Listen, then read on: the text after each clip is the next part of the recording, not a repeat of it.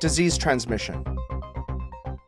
In an emergency, some people may hesitate to act because they fear the threat of disease transmission associated with contact of bodily fluids.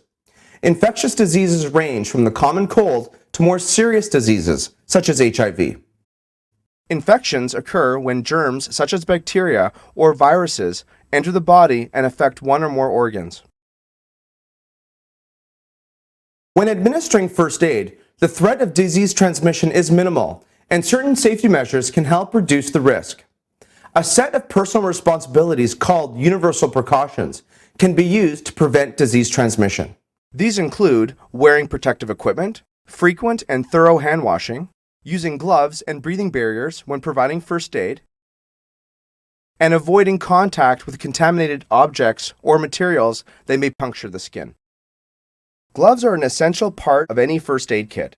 Use gloves whenever possible while performing first aid. Gloves help to keep a barrier between you and potentially infectious bodily fluids.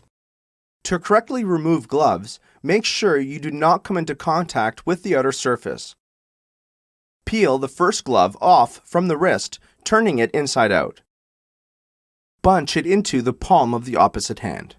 To remove the second glove, grab it from the inside at the wrist and roll it off.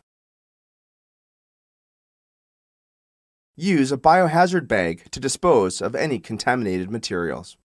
There is a small chance that infection can pass from one person to another during rescue breathing.